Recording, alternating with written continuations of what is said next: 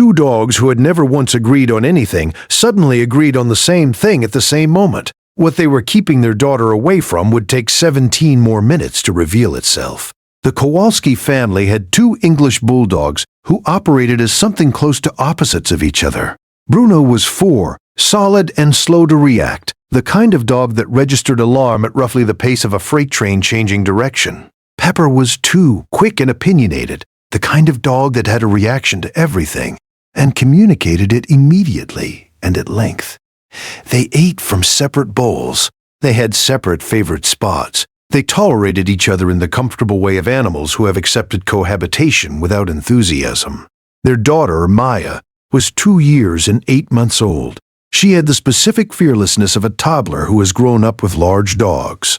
She approached them without hesitation, offered them bits of cracker with the solemn generosity of a child who understood giving as a concept, if not yet as a practice, and had recently begun issuing them what appeared to be instructions in a language that was approximately 40% English.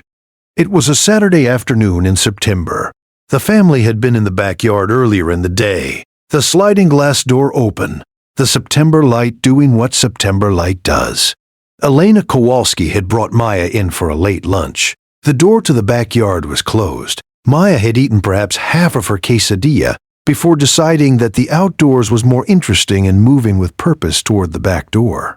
Bruno reached the door first. He stood in front of it with his weight settled forward, his broad body filling the space between Maya and the door handle in a way that was simply physical, not growling, not displaying, just present and immovable, the way a piece of furniture is immovable.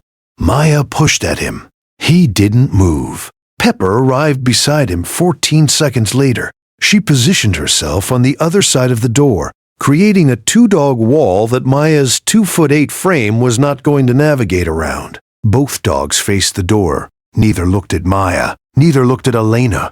Both were oriented outward toward the backyard, with an attention that had the specific quality of dogs reading something in the air beyond a barrier. Elena stood in the kitchen for a moment, with the particular cognitive suspension of a parent watching something that doesn't fit any category she has. Maya pushed at Bruno again. He still didn't move. Pepper was statue still. Neither dog had ever in their respective lives presented a coordinated behavior of any kind. Elena picked Maya up and stood at the back door and looked through the glass. The backyard appeared entirely normal. The September afternoon light. The grass. The chair she'd been sitting in that morning. Nothing moving. Nothing obviously wrong. If you stay for stories about what animals sense before we do, subscribe now. Because what was in that backyard became clear 17 minutes later when the neighbor knocked. Their neighbor, a retired man named Walter from the house to the left, came to the front door at 4:42 p.m. He had been doing yard work and wanted to let them know that he had found a timber rattlesnake in the drainage channel that ran between their two properties about 2 hours before. He had called animal control. They had come and relocated it. He was mentioning it now because he had seen the children in their backyard that morning and wanted them to be aware before anyone went back out. Elena stood at the door and did the math. The snake had been in the drainage channel, which ran directly behind the back fence of their yard, accessible through the gap in the fence slats where the post had loosened. A gap that Maya had been through twice before and that had been on Elena's list to fix for 3 weeks. Bruno and Pepper had known.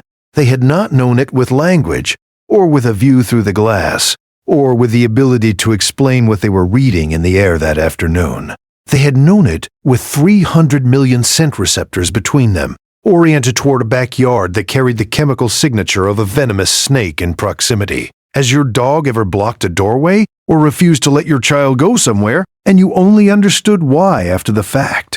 Tell us in the comments. These stories deserve to be heard. The toxicologist Elena spoke to afterward, a woman she found through a parenting group and contacted because she could not stop thinking about it, explained, timber rattlesnakes produce a compound that dogs detect readily at significant distances. The detection doesn't require visual contact. It doesn't require proximity.